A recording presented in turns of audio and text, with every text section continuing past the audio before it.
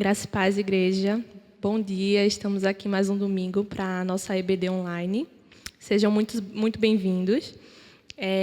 Nós vamos estudar o capítulo 5 de Mateus na lição de hoje. Estamos estudando a série do livro do Evangelho segundo Mateus.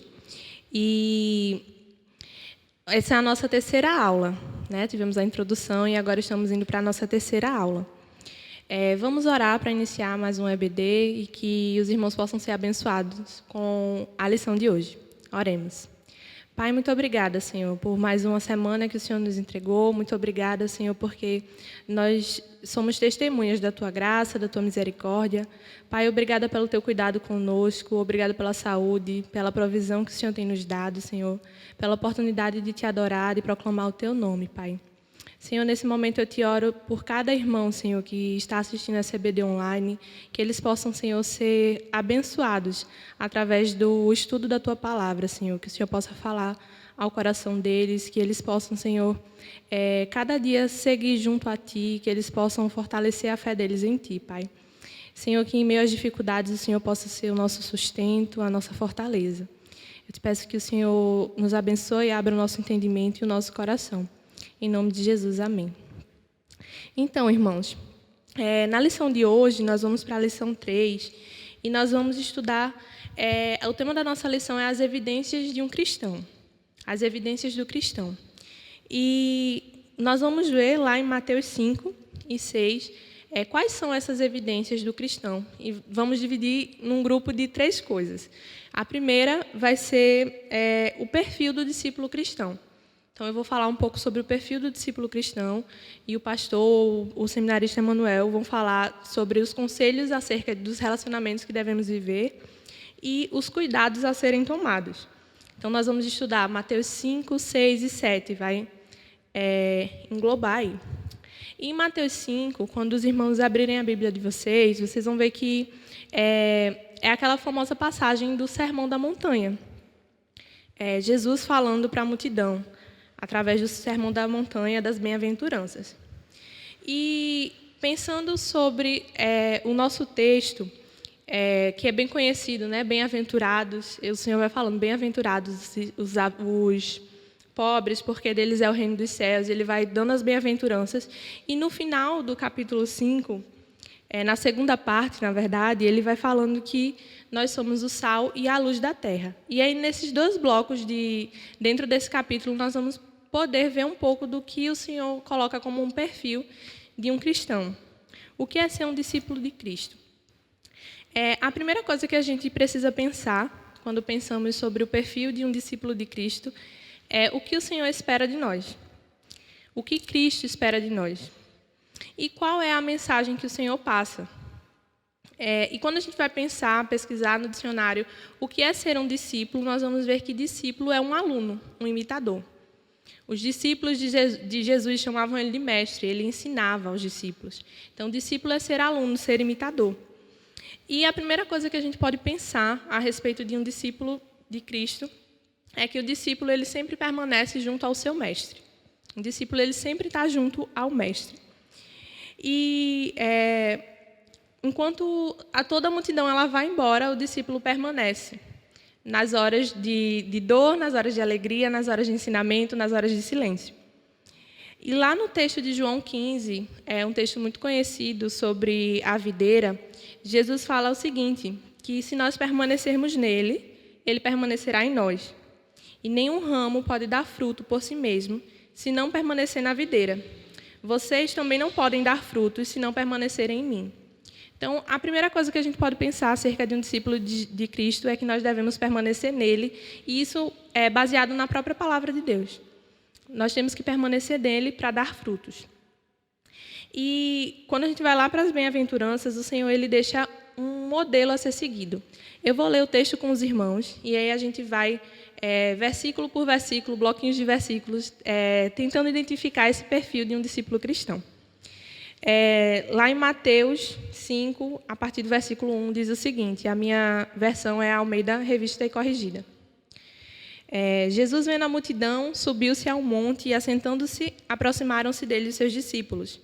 E, abrindo a boca, os ensinava, dizendo, Bem-aventurados os pobres de espírito, porque deles é o reino dos céus.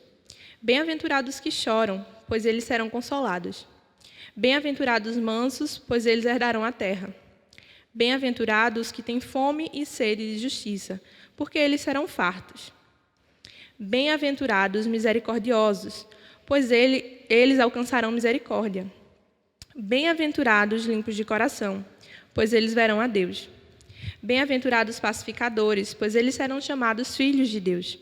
Bem-aventurados os que sofrem perseguição por causa da justiça, porque deles é o reino dos céus.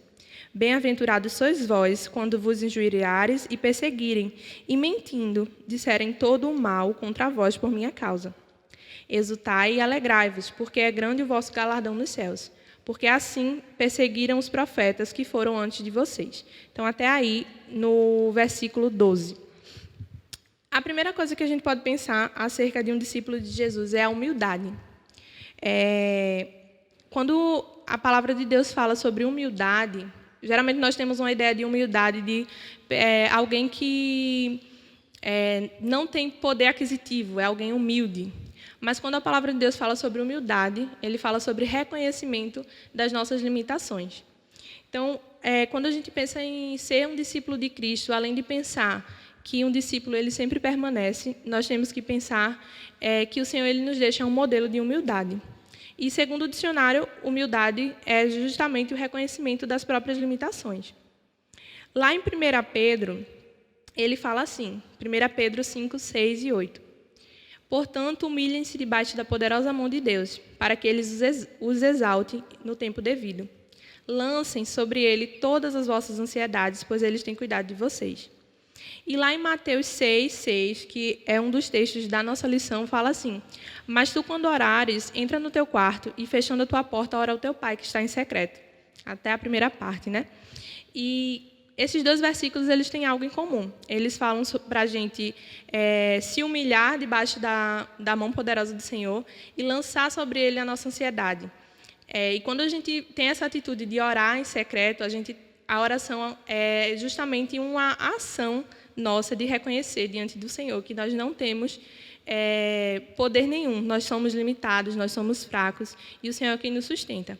Então, a primeira atitude de um cristão é justamente pensar o correto sobre si mesmo. Quem sou eu? Quando eu olho para dentro de mim, eu vou ver que eu sou pecador. E pela graça, pela misericórdia do Senhor, eu fui restaurada. Então, é ter uma atitude correta e um pensamento correto sobre nós mesmos. Então, um coração humilde é um coração que reconhece a própria limitação diante do Senhor. Então, essa seria a primeira atitude de um discípulo de Cristo, se humilhar diante dele. A segunda coisa que nós podemos pensar a respeito de um discípulo de Cristo é que ele reconhece o próprio pecado. Ele reconhece o pecado e ele tem uma atitude de repulsa ao pecado. Lá em Romanos 6 diz o seguinte: vós considerai-vos mortos de fato para o pecado, mas vivos para Deus em Jesus Cristo, nosso Senhor.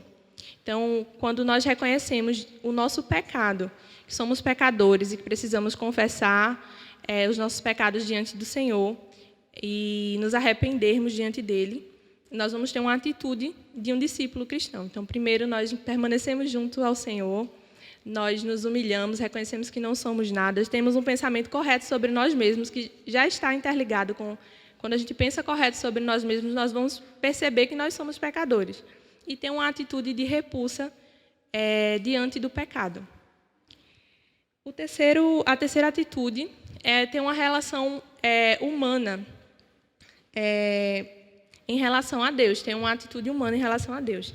E aí nós voltamos lá para o texto que nós lemos agora, das bem-aventuranças.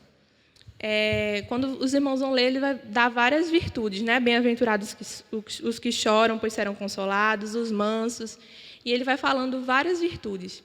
E essas, nós precisamos pensar que todas as coisas que nós sofremos no mundo, elas são consequência do pecado. As dores, as injustiças, ela é consequência da natureza caída do homem.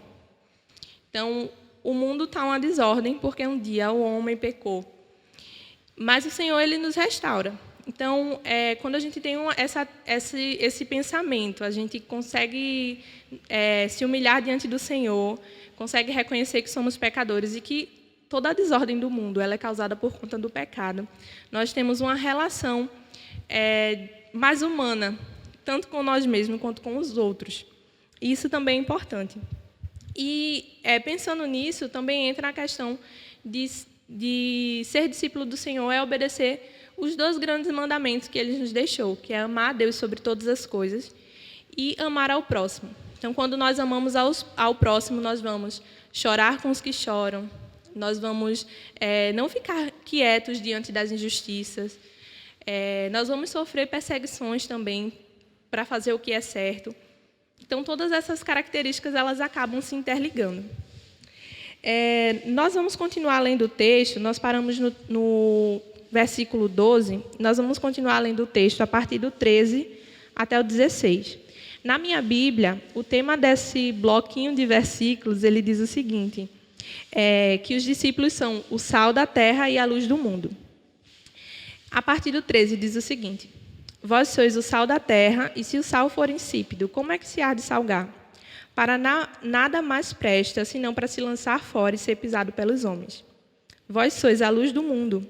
Não se pode esconder uma cidade edificada sobre um monte, nem se acende a candeia e se coloca debaixo do alqueire, mas no velador, e se dá a luz a todos que estão na casa. Assim resplandeça a vossa luz diante dos homens, para que vejam as vossas boas obras e glorifiquem ao vosso Pai que está nos céus. Então, nós já pensamos que um discípulo de Cristo ele permanece quando a multidão vai. Ele tem uma atitude de humildade perante o Senhor. Nós já vimos que também um discípulo de Cristo ele tem uma posição contra o pecado, certo? Ele se posiciona contra o pecado. Tem uma relação humana diante dos homens e de Deus, no sentido de uma relação de amor, de serviço. E nós podemos pensar também que um discípulo de Cristo ele é sal e luz. E é muito comum nós ouvirmos isso, né? Você é sal, você é luz da terra. Mas muitas vezes a gente se pergunta, o que seria ser sal e luz da terra?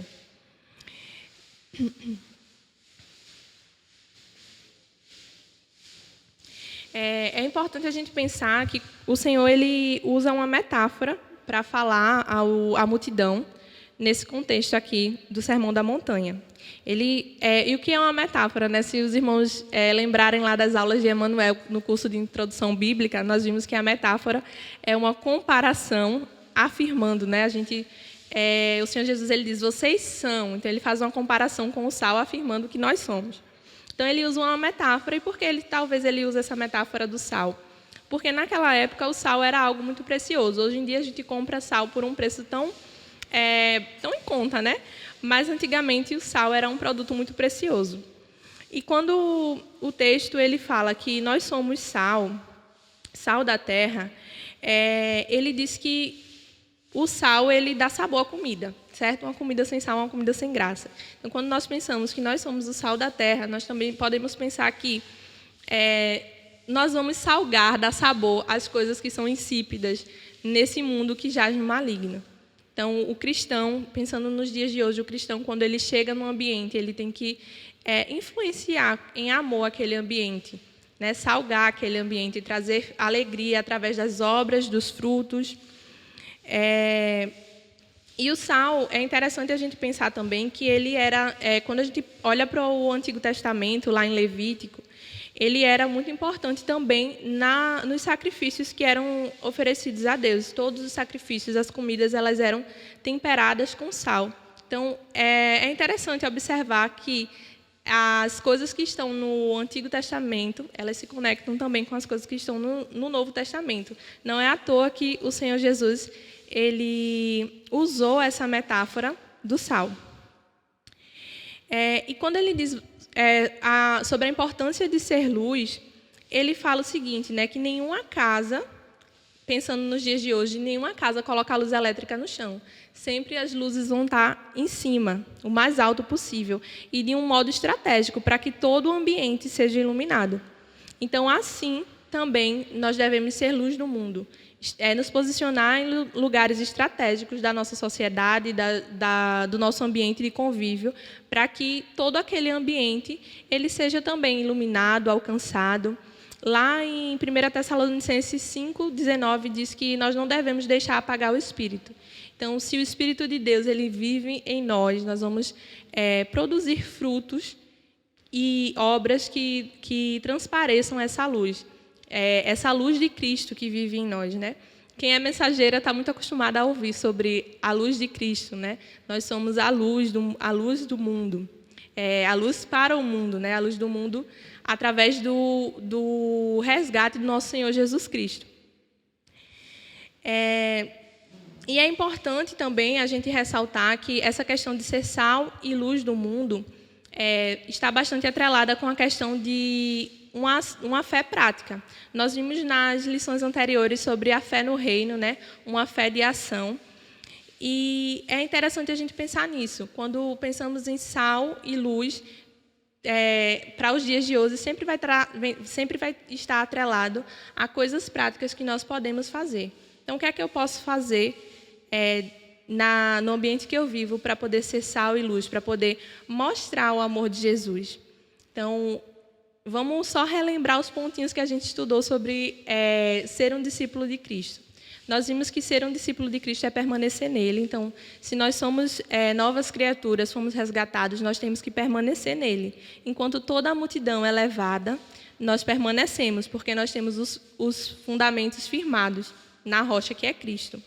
Nós vimos também que nós precisamos ter uma atitude de um coração humilde, um coração que reconhece a soberania do Senhor e que reconhece as nossas limitações, as nossas falhas, as nossas fraquezas, e com isso nós tomamos uma atitude de posição contra o pecado. Então eu digo não às coisas que desagradam ao meu Deus. E eu reconheço, Senhor, eu sou pecadora, me ajuda nisso. Então, eu oro, coloco diante do Senhor as minhas ansiedades, as minhas limitações, e Ele vai nos ajudando a caminhar. Nós vimos também que nós precisamos ter uma atitude de uma relação humana. Como assim? Então, amando ao próximo, servindo. Quando o Senhor fala das bem-aventuranças, é muito, muito comum a gente pensar também nessa questão do serviço. Servir ao outro, amar a Deus sobre todas as coisas e amar ao próximo como a nós mesmos. E esse amor ele é demonstrado também através de ações, através de uma fé prática. E nós vimos essa questão da relação de ser sal e luz, que seria justamente a prática da nossa fé, o que nós podemos fazer. E eu peço para que os irmãos tirem um tempinho para refletir o que é que eu posso fazer para ser sal e luz do mundo no ambiente que eu estou, para salgar a vida das pessoas, para dar um sabor, um tempero, para mostrar a alegria verdadeira que me resgatou, que é a alegria do Senhor Jesus, a paz que excede todo entendimento. Como é que eu posso passar para o outro que ainda não conhece a Cristo um pouco dessa paz que excede todo entendimento que eu vivo através de uma vida abundante com Deus? E pensando nisso,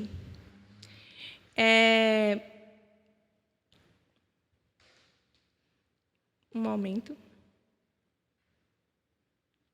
Nós podemos pensar em alguns versículos. O primeiro versículo, sobre pensar em ser sal e luz, em amar ao próximo e servir ao próximo, está lá em 1 João 3,16, que diz assim: nisso percebemos o amor de Deus, porque Ele deu a sua vida por nós e nós devemos dar a vida pelos nossos irmãos.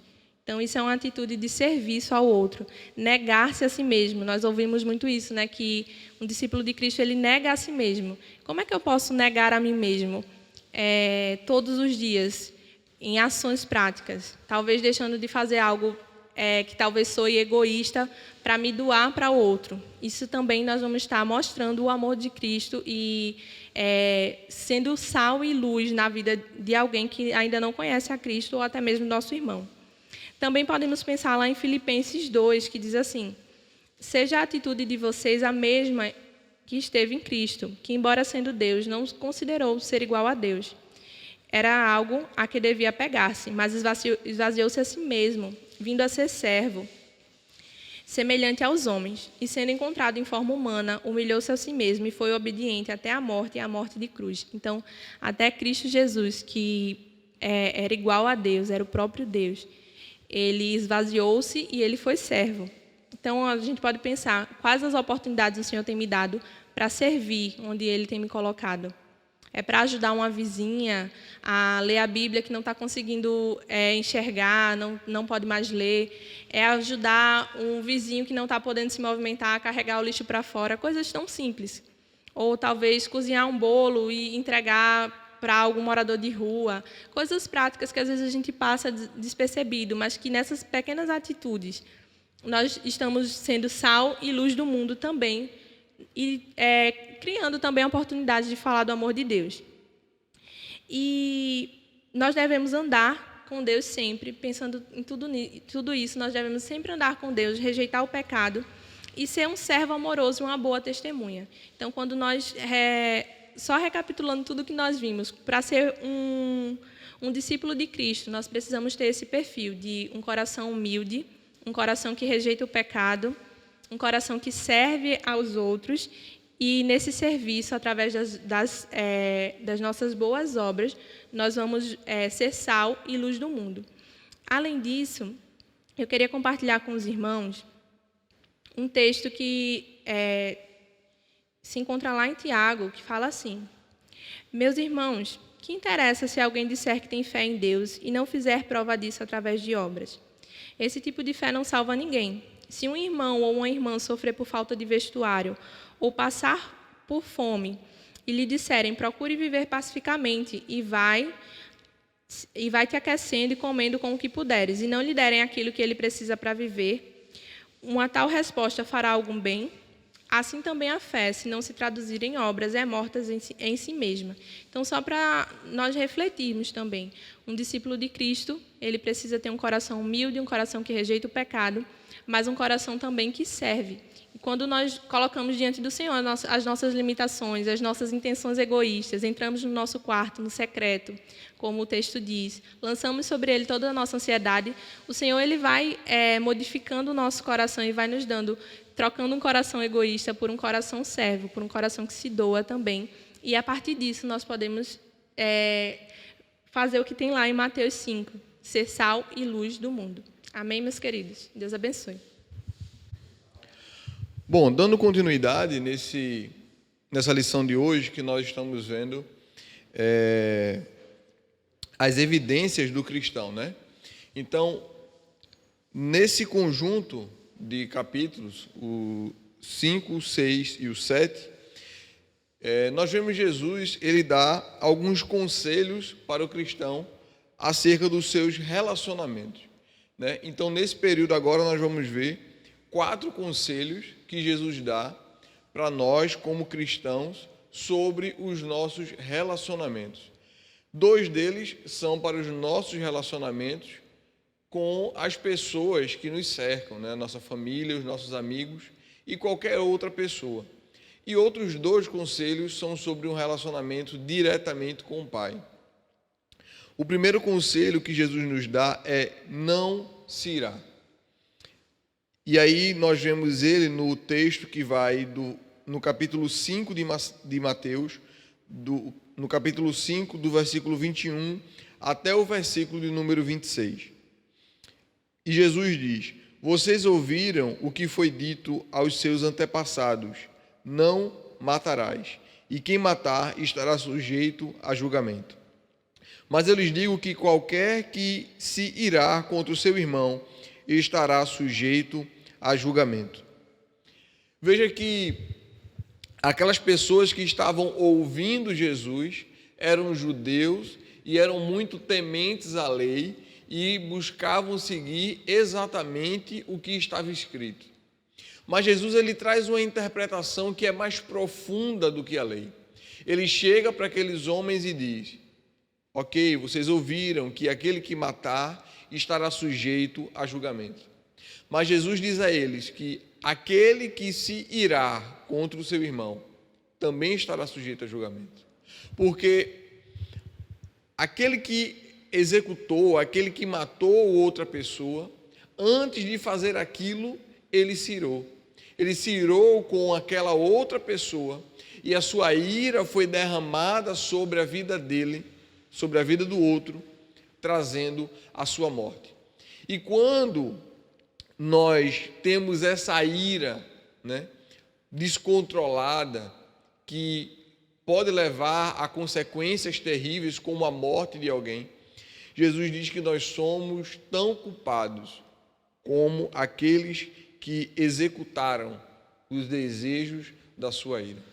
Jesus ele traz um conselho mostrando o que um cristão não pode fazer.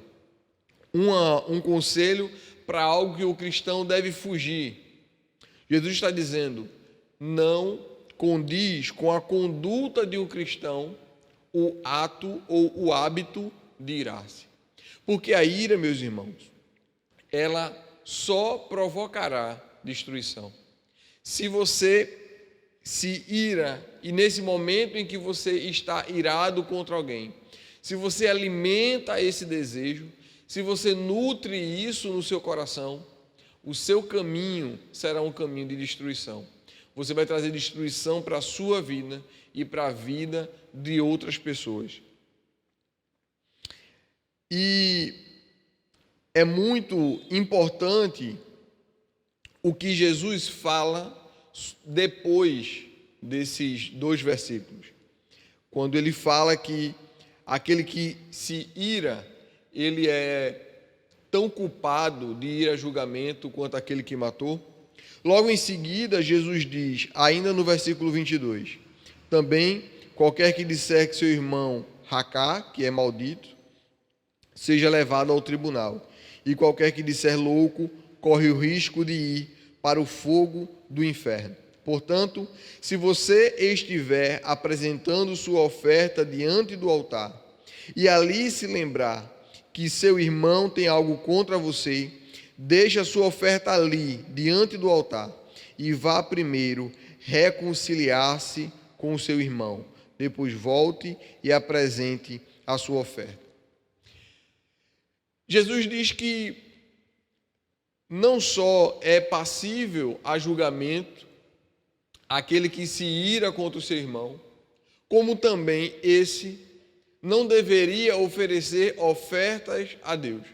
Ele está dizendo que para que nós possamos nos relacionar com Deus, nós devemos primeiro parar e resolver os nossos problemas de relacionamento com o outro. O Evangelho é uma mensagem de reconciliação. É uma mensagem em que nós éramos inimigos de Deus e Deus fez paz conosco. Deus traz para junto dele nós que antes éramos seus inimigos. Como nós podemos ser cristãos, levar uma mensagem do Evangelho de reconciliação se nós não praticamos a reconciliação?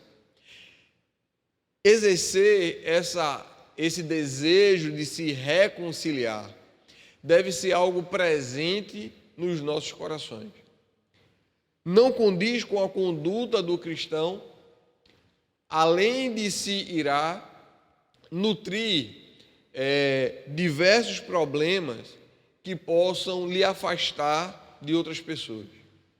Não condiz com a conduta do cristão estar intrigado de alguém, estar com inimizade, né?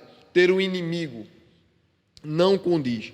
E Jesus diz, se há alguém que tem algum problema com você, primeiro, antes de oferecer a sua oferta, antes de se relacionar, pare e vá resolver o seu problema, para que depois você volte e possa ter uma entrega da sua oferta, possa ter um relacionamento com o Pai. O segundo conselho que Jesus nos traz é amar quem nos prejudica. E nós vemos ainda no capítulo 5, a partir do versículo 46.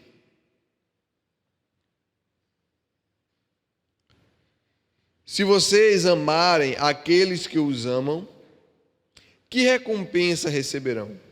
Até os publicanos fazem isso. Se vocês saudarem apenas os seus irmãos, o que estarão fazendo demais? Até os pagãos fazem isso. Portanto, sejam perfeitos, como perfeito é o Pai Celestial de vocês. Nós somos cristãos, somos agentes de um reino de justiça, somos mensageiros de um reino de amor. Mas ser um mensageiro de amor com quem nos ama é muito fácil. Amar aquele que nos ama, amar os nossos familiares, amar quem nos é conveniente, é algo muito fácil. E Jesus diz que fazer isso é algo que até os publicanos, que eram pessoas que eram muito rejeitados pelos judeus daquele período, eles também fazem isso. O que Jesus está dizendo é o seguinte: vocês não gostam dos publicanos porque eles cobram impostos abusivos e estão do lado de Roma. E até eles amam apenas as famílias deles. E se vocês fazem isso, vocês não estão fazendo nada demais, porque até eles, que são pecadores, que são rejeitados por vocês, eles também fazem isso. Ele diz que se você só cumprimentar, se você só saudar, se você só se relacionar com aqueles próximos a você, ele diz que até os pagãos fazem isso. Até aqueles que sacrificam aos ídolos também fazem isso. Jesus está dizendo que se vocês são povo de Deus, vocês têm que romper essa barreira e ir além. Então Jesus está dizendo que ser cristão é também amar até aquelas pessoas que são difíceis de serem amadas. É se relacionar com aquelas pessoas que são difíceis de desenvolver um relacionamento. É ir além do conveniente e suportar o inconveniente. Por amor ao reino, por amor a Deus, por amor a Jesus, por amor a ser um agente do amor. Jesus, ele nos encoraja a sair do lado confortável e ir para o mundo buscar aquele que estava perdido.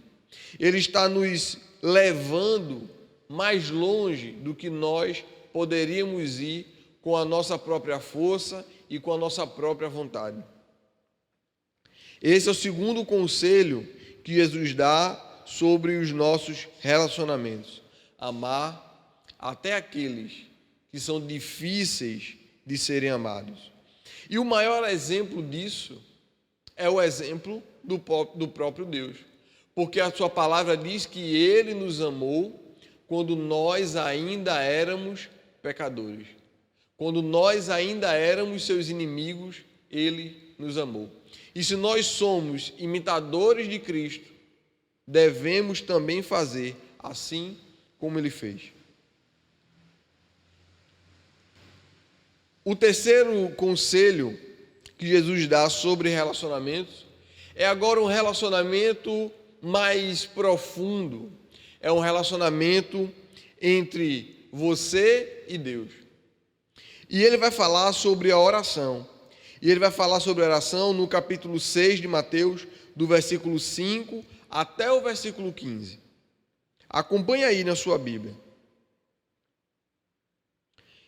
E quando vocês orarem, versículo 5, não sejam como os hipócritas. Eles gostam de ficar orando em pé nas sinagogas e nas esquinas, a fim de serem vistos pelos outros. Eu lhes asseguro que eles já receberam sua plena recompensa.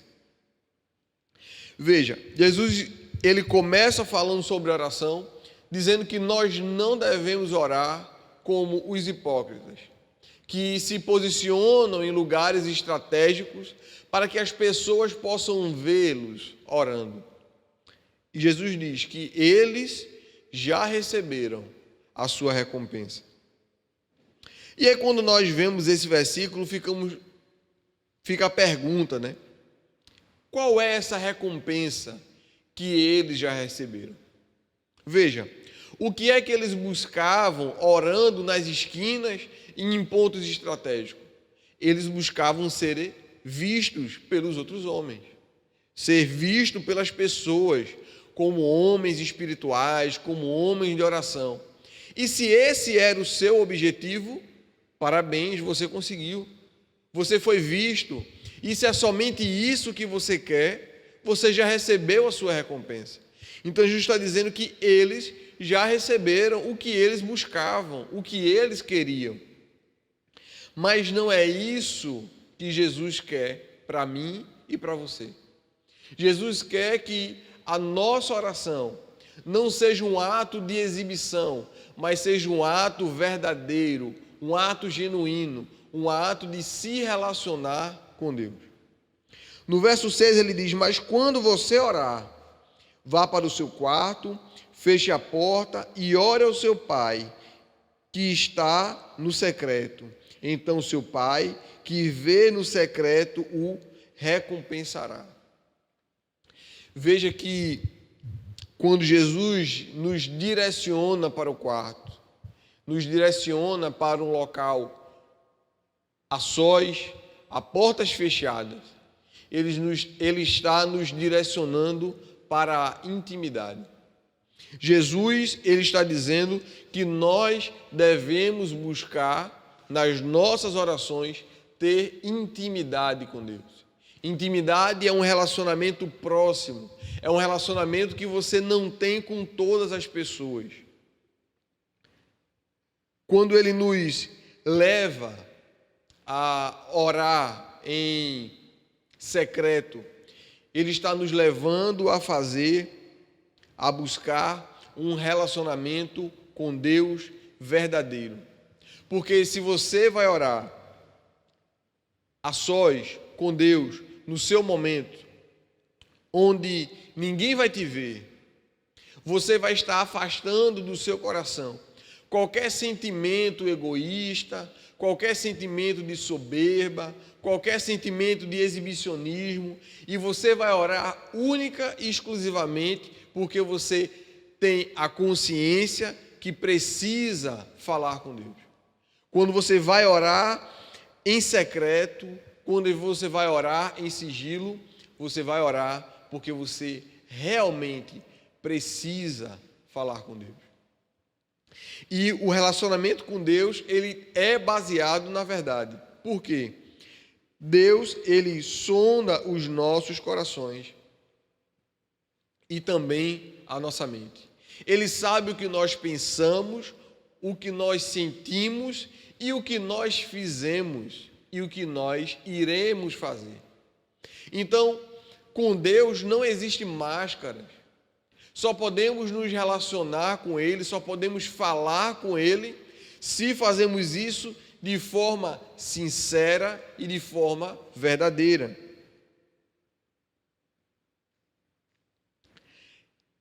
Mais à frente, Jesus diz que quando vocês orarem, não fiquem repetindo a mesma coisa como fazem os pagãos. Eles pensam que por muito falarem, serão ouvidos.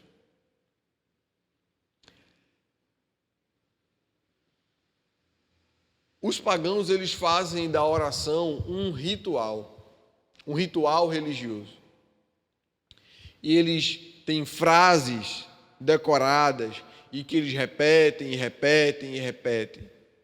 E parece para eles que pela repetição eles vão conseguir ganhar alguma coisa. Eles vão conseguir atingir os seus objetivos. Mas Jesus está dizendo que a oração não é um ato religioso. Não religioso nesse sentido de ser sistematizado, de ser engessado, de ser falso e não verdadeiro. Jesus está dizendo que quando nós vamos falar com Deus, isso não tem que ser palavras decoradas. Tem que ser algo sincero e tem que fluir do nosso coração. Não adianta você todos os dias fazer a mesma oração. Palavras repetidas não buscam um relacionamento com Deus. E a oração é a chave desse relacionamento. A conversa com Deus, ela deve ser uma conversa sincera e uma conversa comum. Algumas pessoas, quando oram, parece que estão redigindo um texto, uma carta formal. E se esquecem que quando estão orando, estão falando com o seu Pai. Quando você, no seu quarto, no seu momento sozinho, está orando, você está falando com o seu Pai. Você está falando com Deus, aquele que te ama, aquele que cuida da tua vida nos mínimos detalhes, aquele que te conhece exatamente como você é. E Ele sabe como você fala. Ele sabe, Ele conhece o seu jeito. Então você não precisa formular um jeito para falar com Deus. Basta apenas você buscar e conversar com Ele naturalmente. E logo em seguida Jesus, ele vai dar um modelo de como nós devemos orar. E lógico que essa oração, ela é um modelo, ela não precisa ser exatamente repetida todos os dias, porque ele tinha acabado de falar que a nossa oração não deve ser repetitiva. Então, esse é o terceiro conselho que Jesus nos traz sobre relacionamentos, é a oração. O segredo de um relacionamento com Deus é a oração. E o quarto e último conselho que nós destacamos aqui como conselhos para o relacionamento é quando Jesus fala sobre o jejum. E é muito interessante o que Jesus fala sobre o jejum. Porque se nós compararmos o que Jesus falou sobre o jejum e o que algumas pessoas fazem hoje, não condiz com o que Jesus falou.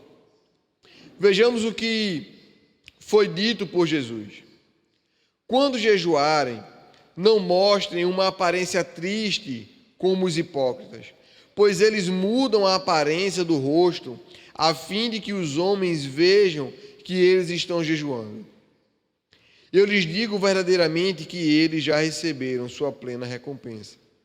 Ao jejuar, ponha óleo sobre a cabeça e lave o rosto, para que não pareça aos outros que você está jejuando, mas apenas a seu Pai, que vê no secreto, e seu Pai, que vê no secreto, o recompensará. Veja, irmãos, existem algumas pessoas que praticam o jejum da forma errada.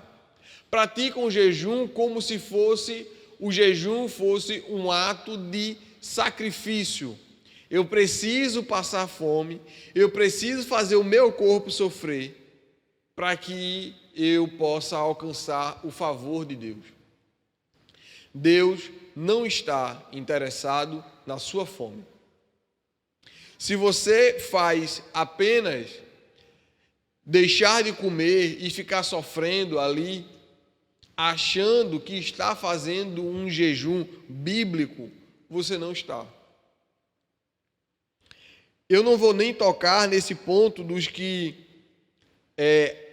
aparentam estar em jejum, com um rosto de sofrimento, como Jesus falou, porque é a mesma coisa daquele que faz a oração em lugares públicos buscando ser visto, e ele também já foi recompensado. O meu foco aqui é que você possa entender o que é o jejum e como ele atua no seu relacionamento com Deus. O jejum, ele não é apenas ficar sem comer. O jejum, quando os judeus faziam jejum, eles faziam jejum uma vez por ano. Eles não faziam semanalmente, eles não faziam jejum todos os dias, eles faziam jejum uma vez por ano. E o que é que acontecia nesse jejum? Não era apenas não comer, mas eles passavam um período refletindo sobre os seus pecados e nos seus corações havia um sentimento semelhante ao luto.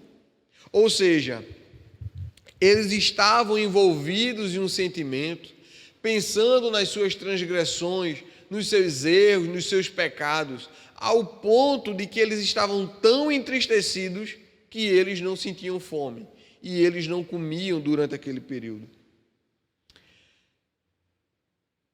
Sentir fome no sentido de castigar o seu corpo não é jejum.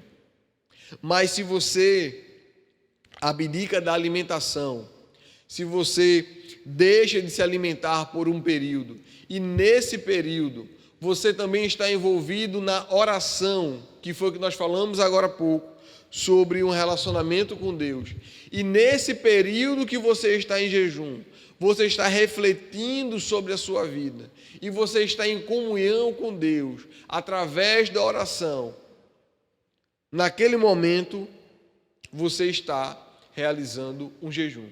E se esse jejum é algo entre você e Deus, esse jejum é um jejum verdadeiro.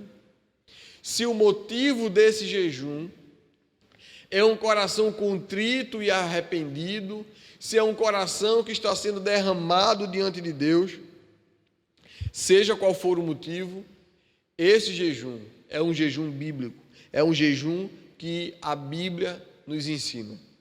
E quando esse jejum acontece, esse jejum deve acontecer em secreto entre você e Deus. Então Jesus nos mostra duas chaves para um relacionamento com Deus, que é a oração e o jejum. E o que é que esses dois conselhos, essas duas chaves, elas têm em comum? O secreto, o sigilo, a intimidade. Quando isso acontece verdadeiramente, acontece apenas entre você e Deus. E dessa forma, nós temos e nutrimos um relacionamento com Deus. Então, nesse sermão do monte, nesse trecho tão precioso do Evangelho de Mateus, que vai do capítulo 5 ao capítulo 7, nesse momento destacamos esses 4 conselhos para os nossos relacionamentos, para os relacionamentos do cristão. Não se irá, porque a ira abre um caminho de destruição. Amar além daquele que nos ama. Constante oração e jejum, para que nós possamos ter relacionamentos de acordo com o que a Bíblia nos apresenta, de acordo com a conduta do cristão. Que Deus nos abençoe. Graça e paz. Dando continuidade ao nosso estudo, nós vamos falar a partir do versículo 15, que fala sobre os falsos profetas. Diz assim o texto: acautelai-vos, porém, dos falsos profetas, que vêm até vós vestido como ovelhas, mas o interior são lobos devoradores.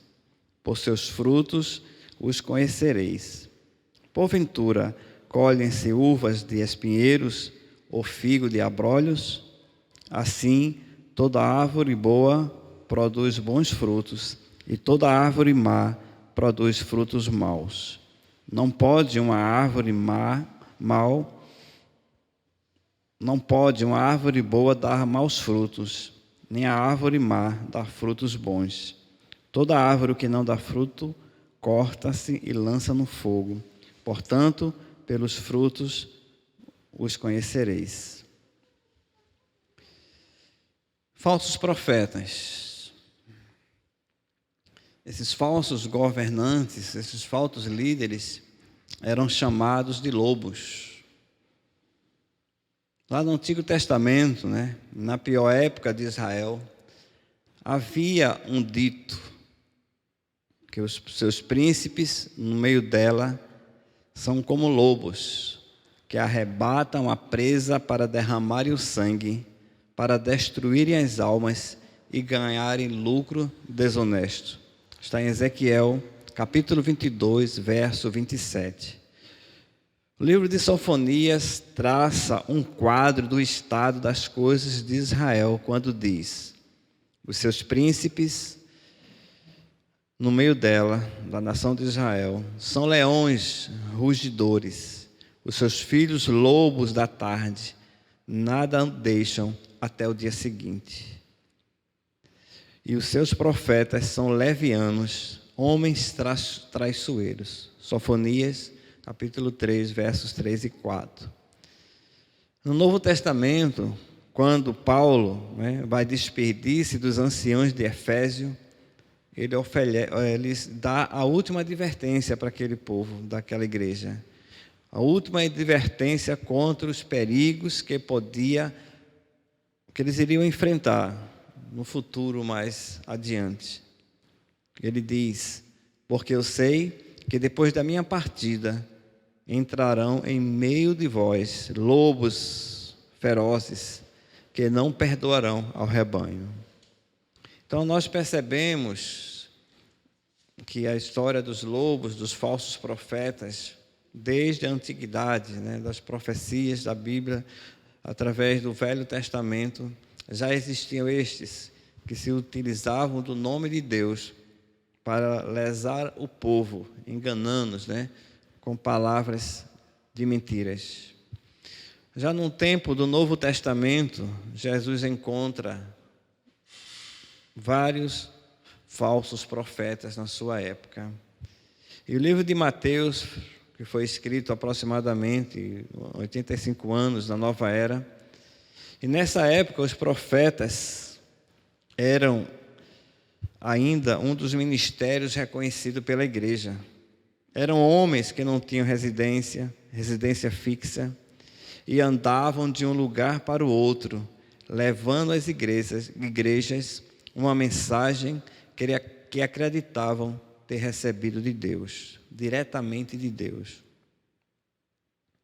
Então esses profetas eram uma inspiração para a igreja, porque eram homens que, tendo abandonado tudo, serviam exclusivamente a Deus e a sua igreja. Mas este ofício se prestava particularmente aos abusos. Existiam muitos abusos neste ofício.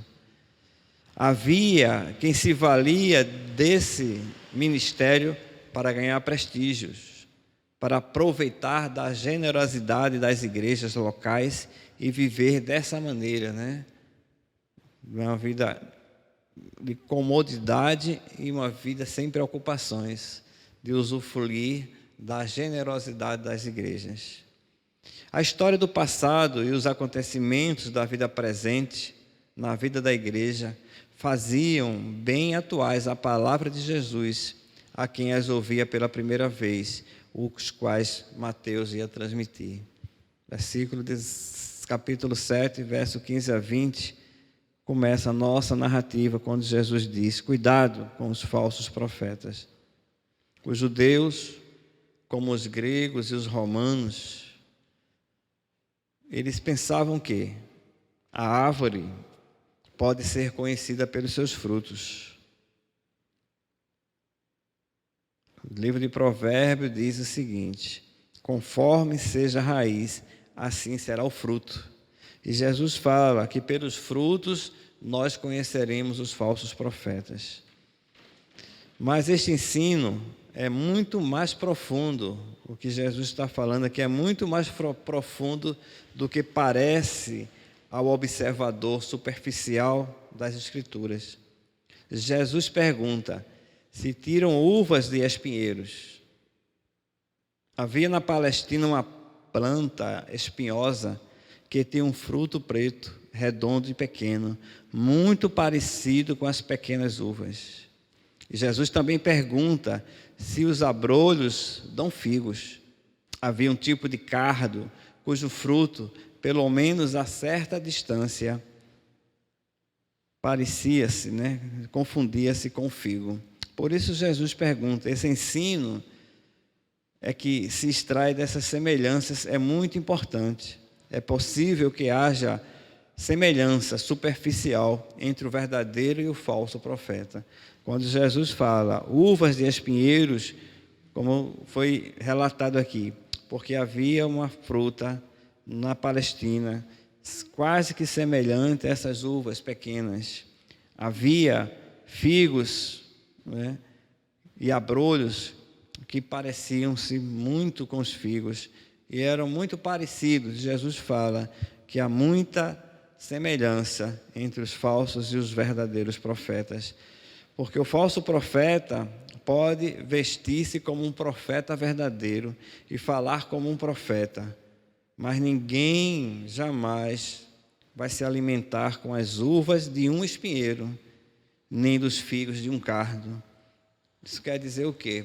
Por mais que ele profetize, né, daquela planta só vai sair cardos, não vai sair os figos, não vai sair o verdadeiro conhecimento da palavra para a alma do homem, porque a revelação é ministrada pelo Espírito.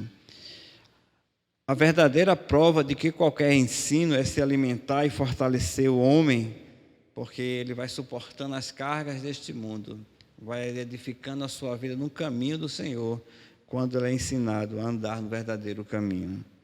Então, o defeito fundamental do falso profeta é que ele faz todas as coisas pelo seu interesse pessoal. O verdadeiro pastor, diz Jesus, é aquele que se preocupa com o bem-estar do seu rebanho mais do que a sua própria vida.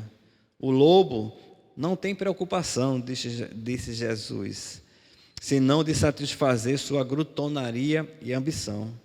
O falso profeta ensina não pelo que possa dar aos outros, mas sim pelo que ele pode conseguir para si. Os judeus tinham uma aguda consciência deste perigo. Os judeus conheciam muito bem a esses mestres que ensinam com interesses, pensando mais em si mesmo do que nos seus discípulos. Então, esses são os falsos, profetas que Jesus está trazendo aqui para nós nos acautelarmos, estarmos atentos, e não confundirmos as uvas com os espinheiros ou os figos com os abrolhos, segundo o versículo 16, porque é pelo fruto que nós vamos conhecer.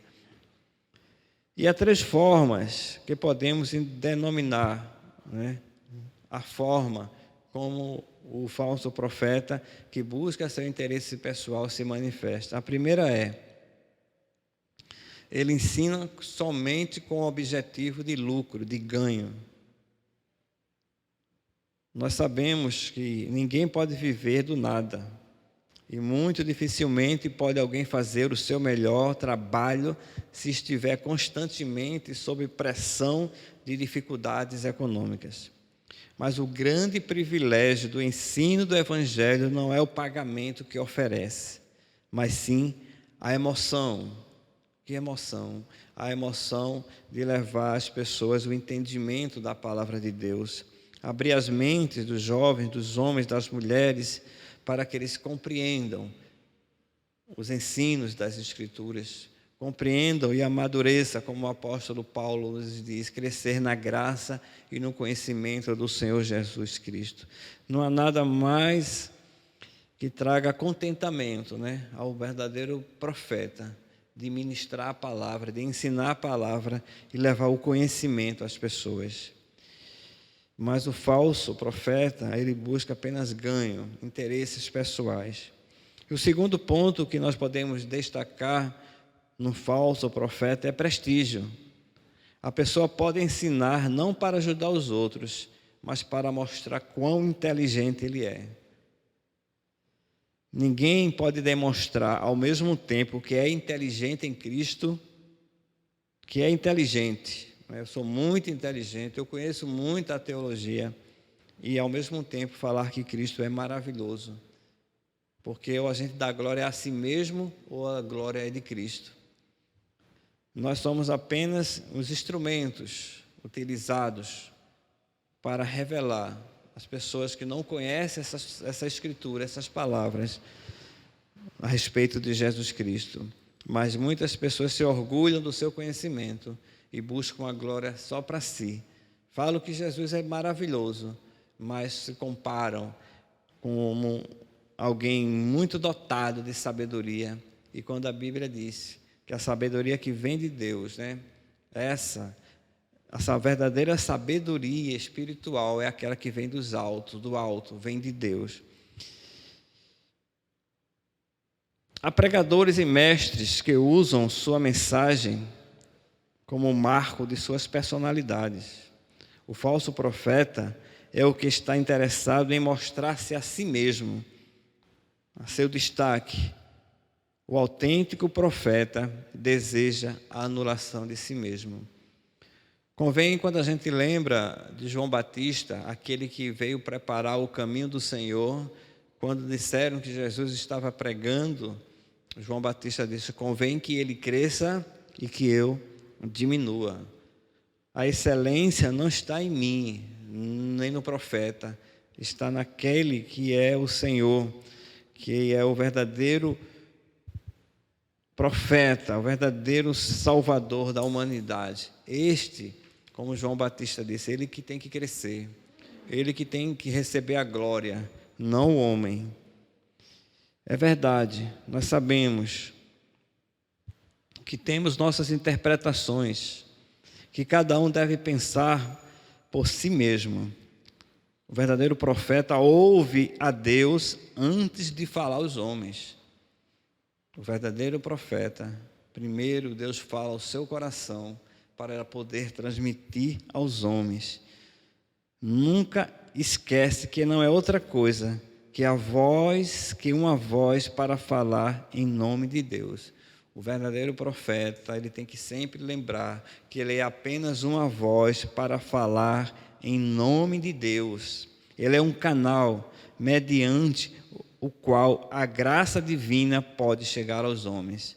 Esse é o profeta que vem de Deus, aquele que ouve a voz de Deus, que Deus fala ao seu coração e ele ministra ao povo o que recebeu de Deus.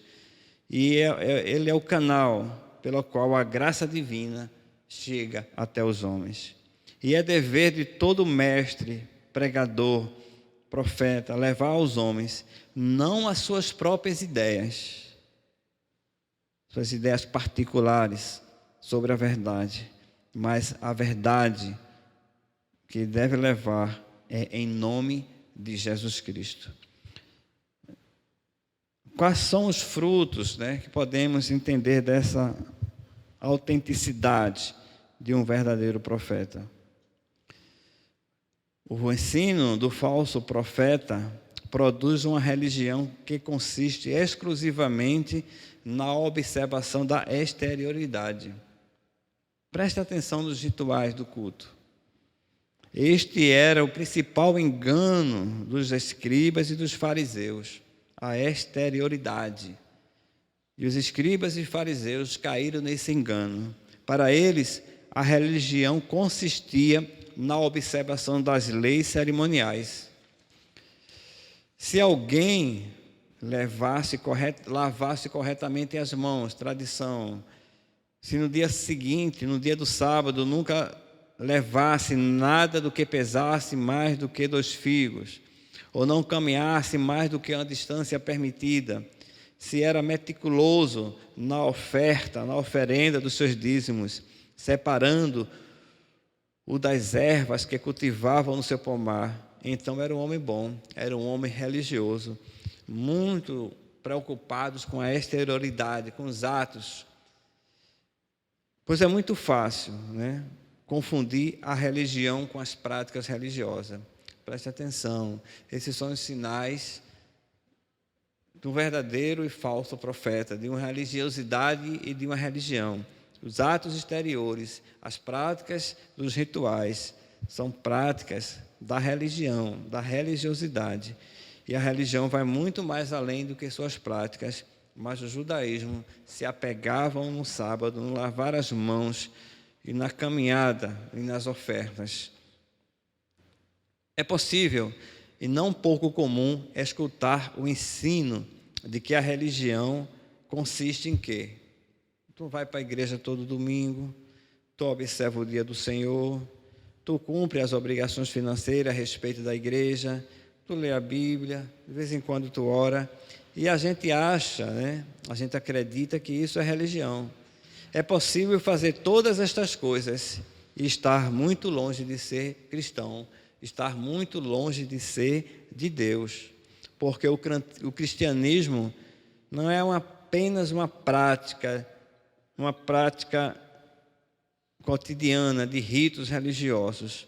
O cristianismo é uma atitude de coração com respeito a Deus e ao próximo. Então, isso é a prática da religiosidade e é aquele que realmente tem buscado ao Senhor. Como falamos, muitos observam o domingo, muitos contribuem, muitos leem a Bíblia de vez em quando. Tem algumas práticas na religião, no fazer, né?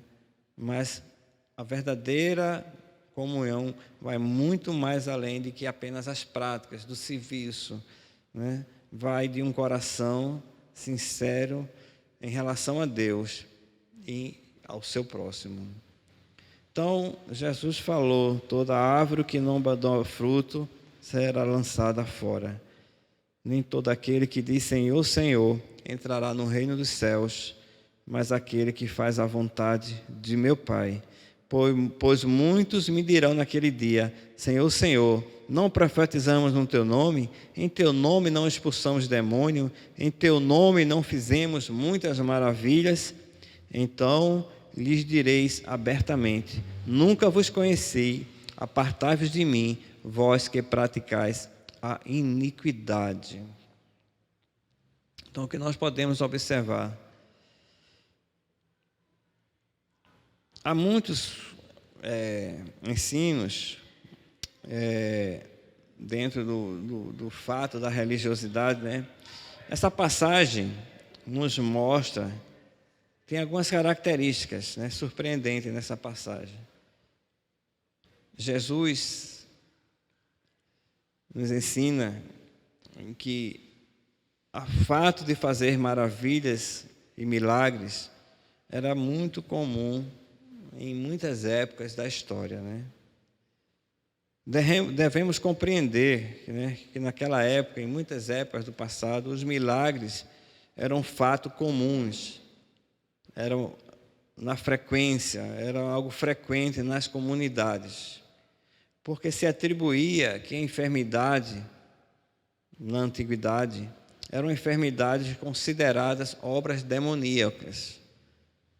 E quando alguém adoecia, era porque o demônio tinha conseguido exercer uma influência maligna sobre ele. E algumas coisas eram introduzidas, né, como curas, exorcismos, e essa prática era comum nesses períodos, nessas épocas. Um dos resultados desta concepção de enfermidade, que era muitas doenças, eram as doenças psicológicas, né? Doenças da mente, que as pessoas acreditavam que eram possessões demoníacas. E o exorcismo era uma prática comum. E se alguém conseguia convencer o doente de que o demônio se havia possesso dele e tinha sobre o seu poder, sem dúvida, esta pessoa caía numa enfermidade. Alguém convenceu aquela pessoa, induziu ela a compreender que aquele mal que ela vivia era demônio. E na sua cabeça ela compreendia que aquilo era uma possessão e a mente, né, ia adoecendo mais e mais. E se um profeta, alguém curandeiro, se levantava com um poder de convencimento de que tinha quebrado aquela ideia daquela mente que tinha um demônio, esta pessoa era curada. Na antiguidade, qualquer um podia acreditar que estava possesso por um demônio e, em consequência, estava doente. E também podia acreditar que um bom exorcismo era capaz de expulsar o demônio e, portanto, curar a enfermidade. A gente percebe esse fato, né, que Jesus se deparou com muitas pessoas oprimidas, muitas pessoas que ele se deparou e curou. Nós percebemos que muitas delas eram problemas emocionais, pessoas que carregavam o peso da culpa, né, atribuído aos demônios, ao pecado, e as enfermidades eram muito relacionadas às coisas mentais. Por isso que Jesus, em muitos atos de cura, ele primeiro exerceu o perdão para aquela pessoa doente, porque a maior dor que ela carregava, a doença, era mais psicológica, psicossomática, que quando Jesus libertava a mente daquele enfermo, de acreditar que era por consequência do seu pecado ou porque estava possesso por um demônio, e quando Jesus exercia a autoridade de perdão, aquelas pessoas eram curadas, né? Então o que nós vemos é isso, muito disso acontecia na época de Jesus.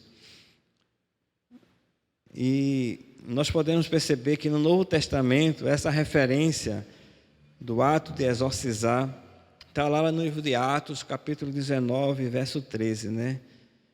Que havia alguém lá, um judeu lá, que fazia mágica, expulsava demônios utilizando-se do nome de Jesus. Houve mais de um enganador que, fingindo servir a Jesus, a única coisa que queria era usar o seu nome para produzir resultados maravilhosos, né, nos processos de demônios que iam a ele para lhe pedir ajuda. Está aqui no livro de Atos, versículo 19, capítulo 19, verso 13. O que Jesus afirma nessa passagem é que ninguém pode usar o seu nome tratando-se de uma impostura, de algo falso, né? Sem que chegue o dia da verdade. Haverá de chegar o dia da verdade, quando deverá prestar contas a Deus. E ali conhecerão seus falsos motivos e será afastado da presença de Deus para sempre. Está aqui escrito: nem todo aquele que diz Senhor, Senhor, nem todo aquele que diz Senhor, Senhor, nem todo aquele que profetiza em nome do Senhor entrará no reino dos céus. Mas muitos dirão: naquele dia nós profetizamos no teu nome, em teu nome expulsamos demônios, e em teu nome fizemos muitas maravilhas. Mas o Senhor vai dizer-lhes: não os conheço, apartai-vos de mim, vós que praticais a iniquidade.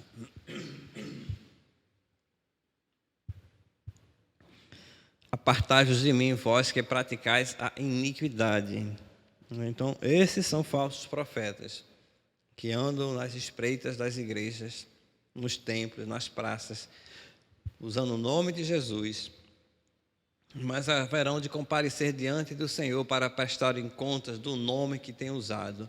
E as Escrituras dizem: não vos conheço, apartai-vos de mim, vocês que praticam a mentira, a iniquidade.